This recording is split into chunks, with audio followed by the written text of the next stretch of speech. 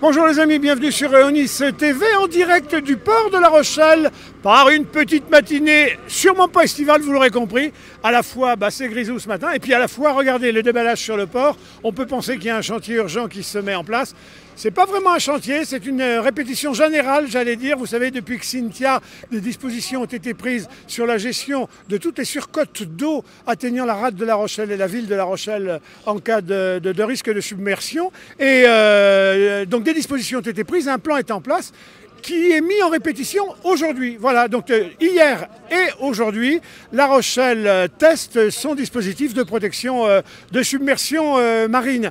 Hier, les exercices se faisaient dans la rade du côté de Portneuf et du côté de la Ville-en-Bois. Aujourd'hui, au bout du chenal, il y a quoi? Il y a La Rochelle. Les exercices sont sur le vieux port de La Rochelle, car on ne protège pas de la même manière selon que c'est les Minimes et la Ville-en-Bois ou selon que c'est Portneuf. Je vais demander à Cécile de nous rejoindre. Cécile, bonjour. Bonjour. Cécile, on va se mettre dans l'axe des tours, comme ça permettra à nos amis qui ne sont pas de chez nous d'être avec nous. Cécile, La Rochelle avait été durement éprouvée par Cynthia, mais comme toute une partie de la côte, bien évidemment, des dispositions ont été prises. Il faut protéger à la fois le chenal quand la mer arrive et il faut protéger en bout de ligne le port de La Rochelle. Ces différentes techniques, ici on le verra tout à l'heure, c'est le boudin, mais avant le boudin, il y a le chenal. Comment on se met à l'abri du chenal ?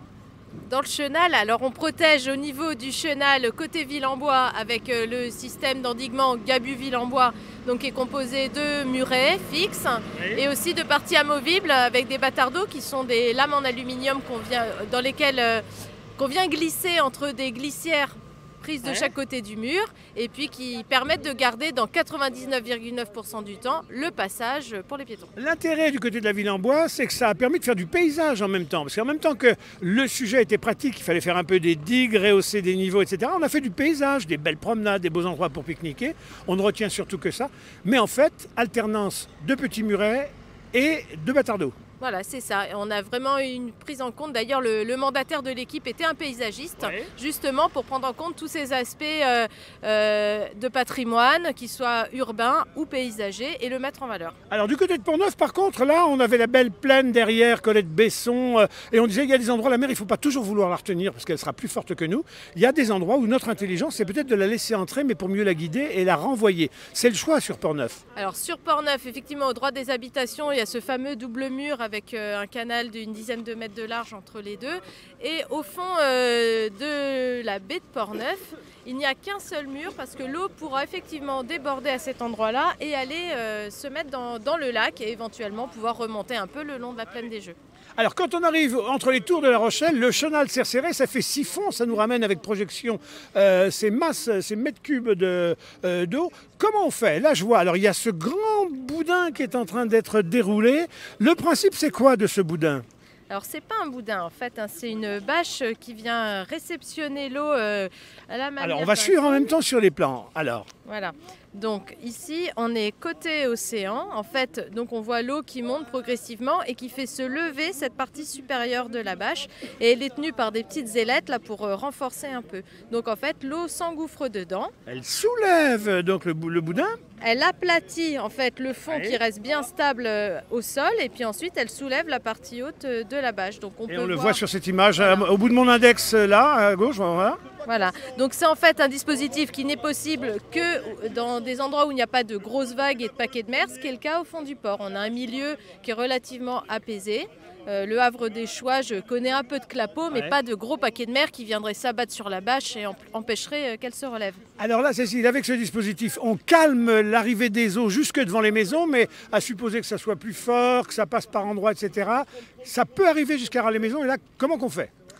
Alors, on va aussi enclencher dans le cadre du programme d'action de prévention des inondations une étude de diagnostic là, pour voir comment on pourrait protéger les immeubles de tout le secteur avec des bâtards d'eau au droit des ouvertures. Un petit peu comme à Venise, là chacun se prend en main quand c'est devant sa porte. Voilà, avec des clapiers anti-retour surtout pour que l'eau ne remonte pas par les réseaux.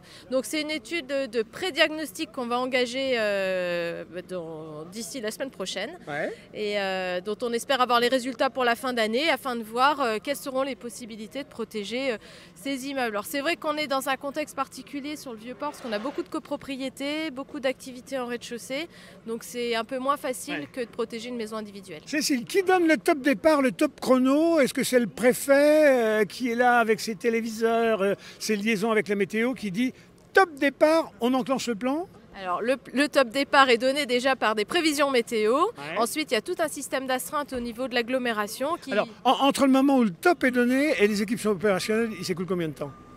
Par exemple, ce matin, je crois que le préfet a appelé à 8 heures, parce qu'on est dans une vraie situation. Après, ça dépend. Si les agents sont déjà à l'ouvrage dans leur mission habituelle, ça peut aller assez vite. S'ils sont chez eux un week-end, ça peut mettre un peu plus de temps. Ouais. Mais on peut se dire qu'en 1 heure, on a quand même un début d'arrivée des agents sur le site. Et ensuite, il faut compter 7 heures. Ouais, alors j'allais vous demander, dites donc, vous vous rendez compte, on a décrit tout à l'heure la rade de La Rochelle, donc tout le côté Ville-en-Bois, le Vieux-Port, repartir jusqu'en Haut-Port-Neuf, c'est combien de personnes? Et vous dites 7 heures? Alors, sur Gabu-Ville-en-Bois et Vieux-Port, c'est donc 28 personnes en 7 heures.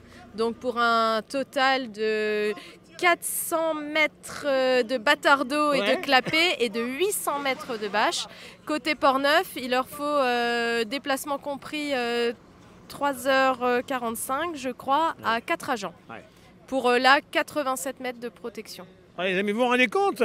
Appel du préfet avec toutes les informations qu'il a et qui déclenche l'alerte, c'est 28 personnes qui se mettent au taf et en 7 heures, les protections sont en place. C'est des protections complètement étanches ou ça n'existe pas l'étanchéité face à des sinistres comme ça? Il y a toujours un débit de surverse à prendre en compte. Alors au niveau des bâtards d'eau du système Gabu-Ville-en-Bois et Port-Neuf, c'est 1 litre par mètre linéaire et par seconde, ce qui est quand même une surverse très faible. Voilà Cécile, bon, ça viendrait d'où ça? Les spécialistes de la gestion des eaux, quand il y en a trop, quand il n'y en a pas assez, c'est les Hollandais, ne me dites pas que c'est hollandais? Je crois que c'est canadien. Mais... écoutez, alors il faudra vous faire les équipes, il y en a qui m'ont dit, oh bah c'est hollandais, hein, c'est les Hollandais qui savent faire tout ça. Bon, enfin même si c'est canadien, voilà. Bah les amis, on rappelle la longueur de ce boudin une fois qu'il est complètement bout à bout installé? C'est 800 mètres. 800 mètres! Ouais. Bon, toute la journée, ça va être comme ça, autant dire qu'il ne faut pas venir sur le port. En fait, on a fait 2 groupes. Donc, il y a un groupe qui est sur le Gabu ce matin et sur le quai, et un autre qui est sur le quai. Et cet après-midi, on inverse. Et où est-ce que tout ça est stocké? Parce que c'est bien beau, quand c'est là, on est content, mais dès qu'il fait beau, on ne veut plus voir tout ça. Il faut le mettre quelque part, parce que tous les bâtards d'eau de l'autre côté, il y en a des paquets, des piles. Oui, bah c'est stocké au centre technique municipal à Périgny. Voilà, merci. Alors voyez, tous ces hommes et une dame à l'ouvrage. Vous êtes chef, il va vous jalouser votre place, les gars, non? Je suis pas sûre. En tout cas, c'est un sacré paquet de responsabilités. Puis regardez, ça exige d'être en tout cas solidaire, coordonné, et de savoir travailler en équipe. Parce que quand on les voit tous, là, si Ludovic peut nous montrer cette image, ça pourrait presque être, j'allais dire, des images de fin. Sauf que je vois que la marée est en train de baisser et que sous nos pieds ici, sous le quai du Perret, le beau système des chasses fonctionne, lui, pendant ce temps-là. Hein. L'eau du canal de Rompsay arrive sous le quai du Perret. Et puis on voit les filets qui chassent la vase. Autant d'intelligence sur ce quai, alors que quand on bade, on regarde le ciel et on ne regarde pas tout ce qui peut se passer autour de nous, qui nous apprend plein de trucs. Bon, Cécile, courage. Merci. Prochain essai, il va y avoir combien de fois ça dans l'année? 1 fois par an, on fait. 1 fois par an. Et on s'inscrit aujourd'hui dans le cadre d'une journée nationale de mobilisation des consciences sur les risques d'une façon générale. Voilà, c'est la première journée nationale de la résilience. Donc on a fait plusieurs actions sur l'ensemble de la semaine, sur La Rochelle, Nieul-sur-Mer et L'Houmeau aussi. Voilà, je vous remercie. Courage à vous. On va saluer l'ensemble de ces personnels. Vraiment, vous faites un boulot inouï. Et regardez voir, hein, les amis, notre protection là, contre les submersions tient à ces messieurs, dames et à leur savoir-faire. L'autre joint, c'est le sens inverse. Il s'accroche sur celui-ci. Alors c'est pareil là, on met le triangle en dessous, noir. Là, et là c'est pareil, tu as un noir, c'est le noir, voilà, noir. Ouais. Ah oui. C'est le sens inverse, les couleurs sont inversées toujours. Voilà. Là tu alors commence de quel côté, après on repasse par là. Et là pareil, tu poses le jaune dans le noir, voilà, jusqu'au bout, bien à plat. Pose, pour que ça soit à plat. Voilà. Pour que ça soit à plat. Et là maintenant, allez vas-y, voilà. Vas-y, jusqu'au bout, bien à plat. Là, rebelote, il faut le rentrer ici. Voilà. Et après on le ramène dessus. Là tu dois l'intégrer à l'intérieur. Alors celui du dessus en général il est assez facile à faire. Oui. Le plus dur, c'est celui dessous. Il faut vraiment. Ouais. Ici. Là, ouais. Bouge pas. Là, tu remets ton clic.